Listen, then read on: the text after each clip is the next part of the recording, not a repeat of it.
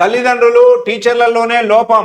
Yes, ముమ్మాటికి ఇది correct. ఇది పిల్లల్లో డ్రగ్స్ సంస్కృతికి అదే కారణం. ప్రతి బడిలో డ్రగ్స్ అవేర్నెస్ కమిటీలు తప్పనిసరి.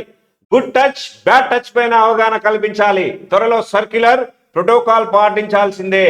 నార్కోటిక్స్ డీసెన్సిటైజేషన్ లో విద్యాశాఖ ముఖ్య కార్యదర్శి బుర్రా వెంకటేశం. వారి సినిమాలను బ్యాన్ చేయాలి. శాండిల్య. గురువులు తల్లిదండ్రులదే బాధ్యత.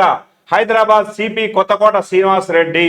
రైట్. వాస్తవానికి ఇక్కడ డ్రగ్స్ చాలా పెరిగిపోతున్నటువంటి విషయం. రేవంత్ రెడ్డి గారు చాలా సీరియస్గా ఉన్నారు డ్రగ్స్ విషయంలో.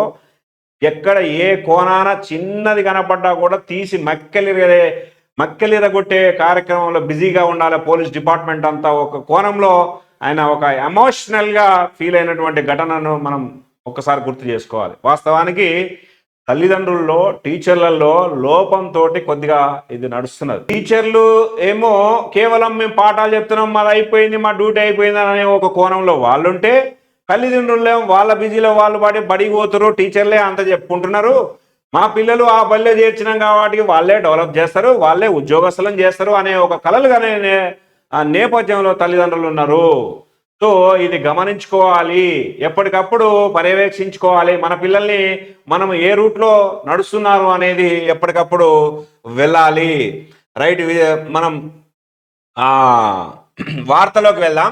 విద్యార్థుల్లో డ్రగ్స్ సంస్కృతికి తల్లిదండ్రులు, ఉపాధ్యాయులు, పాఠశాల యాజమాన్యాల్లో లోపమే కారణమని విద్యాశాఖ ముఖ్య కార్యదర్శి బుర్రా వెంకటేశం స్పష్టం చేశారు. ఒకప్పుడు తల్లిదండ్రులు, ఉపాధ్యాయులు చెప్పినట్లు పిల్లలు వినేవారు. ఇప్పుడు ఆ పరిస్థితి లేదు. పిల్లలు చెప్పినట్లే తల్లిదండ్రులు వింటున్నారు. పిల్లలపై పర్యవేక్షణ లేకపోవడంతో వారు పెడదెవ పడుతున్నారు అని ఆవేదన వ్యక్తం చేశారు. హైదరాబాద్ నగర పోలీస్ విభాగం, హైదరాబాద్ సిటీ సెక్యూరిటీ కౌన్సిల్ ఆధ్వర్యంలో integrated command control centre narcotics and other additional sensitization and reprocessing prevention పై ఆదివారం జరిగిన కార్యక్రమానికి ఆయన ముఖ్య అతిథిగా హాజరయ్యారు. ఈ కార్యక్రమంలో గ్రేటర్ హైదరాబాద్ పరిధిలోని సుమారు 1000 పాఠశాలల నిర్వాహకులు, ఉపాధ్యాయులు, తల్లిదండ్రులు పాల్గొన్నారు. ఈ సందర్భంగా బుర్రా వెంకటేశం మాట్లాడుతూ విద్యార్థులు యుక్త వయసులో దుర్వ్యసనాలకు బారిన పడడానికి తల్లిదండ్రులు, ఉపాధ్యాయుల పర్యవేక్షణ లోపమే కారణమని విమర్శించారు. డ్రగ్స్, గంజాయి స్కూల్ స్థాయికి చేరడం ఆందోళనకరం. దేశంలోనే అత్యంత యువశక్తి కలిగిన రాష్ట్రం తెలంగాణ. యువశక్తిని పెడదోవ పట్టకుండా చూడాల్సిన బాధ్యత తల్లిదండ్రులు, టీచర్లు, ఉపాధ్యాయులు, పోలీసులు, ఇతర అన్ని శాఖలపై ఉంది. అంతా కలిసి సంయుక్తంగా పనిచేయాలి. డ్రగ్స్ మహమ్మారిని తరిమి కొట్టాలి అని ఆయన పిలుపునిచ్చారు. ఇకపై ప్రతి స్కూల్లో డ్రగ్స్ అవేర్నెస్ కమిటీలను ఏర్పాటు చేయాలని, మాదక ద్రవ్యాల వల్ల దుష్ప్రభావాలపై విద్యార్థులకు అవగాహన కల్పించాలన్నారు. గుడ్ టచ్ బ్యాడ్ టచ్ గురించి చిన్నారులకు తెలియజేయాలని చెప్పారు. ఈ మేరకు త్వరలో సర్క్యులర్ జారీ చేస్తామని, ఆ ప్రోటోకాల్స్ ను పాటించాలని, పాఠశాలలపై కఠిన చర్యలు తీసుకుంటామని హెచ్చరించారు. Telangana narcotics bureau director Sandeep Shandilya మాట్లాడుతూ డ్రగ్స్ సేవించే నటులు, దర్శకుల సినిమాలను బ్యాన్ చేయాలని పిలుపునిచ్చారు. తల్లిదండ్రులు పిల్లల కోసం సమయాన్ని కేటాయించాలని, వారికి డబ్బులు ఇచ్చినంత మాత్రాన బాధ్యత తీరిపోదని సూచించారు. హైదరాబాద్ నగర పోలీస్ కమిషనర్ కొత్తకోట శ్రీనివాస్ రెడ్డి మాట్లాడుతూ పట్టణ, గ్రామీణ ప్రాంతాలు అనే తేడా లేకుండా ఇప్పుడు డ్రగ్స్ మహమ్మారి అన్ని ప్రాంతాలకు విస్తరించిందని ఆవేదన వ్యక్తం చేశారు. కిరాణా దుకాణాలు, పాన్ డబ్బాలు, టిఫిన్ సెంటర్లలోనూ డ్రగ్స్ లభించడం ఆందోళనకరమన్నారు. సైబరాబాద్ సిపి అవినాష్ మెహంతి మాట్లాడుతూ డ్రగ్స్ ఆఫర్ చేసే స్నేహితులపై ధైర్యంగా పోలీసులకు ఫిర్యాదు చేయాలని విద్యార్థులకు సూచించారు.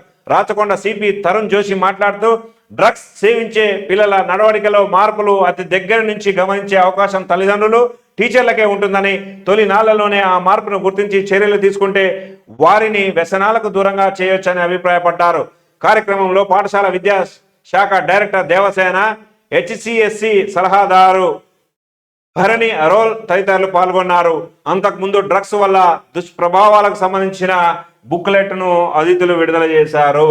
రైట్. ఇది ఇప్పటికైనా ప్రతి పాఠశాలలో విద్యార్థి వాడి ఫేస్ని అబ్జర్వేషన్ చేసే వాడు డ్రగ్స్ అడిక్ట్ అవుతుందా లేదా అనేది వాళ్ళ బిహేవియర్లో కూడా తెలుసుకోవచ్చు. టీచర్లు, తల్లిదండ్రులు కూడా తెలుసుకోవచ్చు.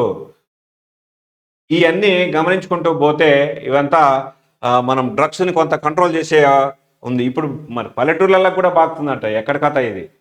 సిటీలలో అంటే ఇక్కడ పని పాట లేని కొందరు ఉంటారు, వాళ్ళకు వాళ్ళ తల్లిదండ్రులు బాగా సంపాదించి అప్పనంగా వచ్చిన డబ్బునంతా ఏం చేసుకోవాలని అర్థం కాక ఆడీడ దాస్తే అది తీసుకుపోయి బాగా చేసేటోళ్ళు కూడా ఉన్నారు. సో ఇక్కడ ఈ కల్చర్ అనేది ఇది బాధాకరము. ఇది పల్లెటూర్లకు బాకడం అనేది మరీ బాధాకరంగా చెప్పుకోవచ్చు.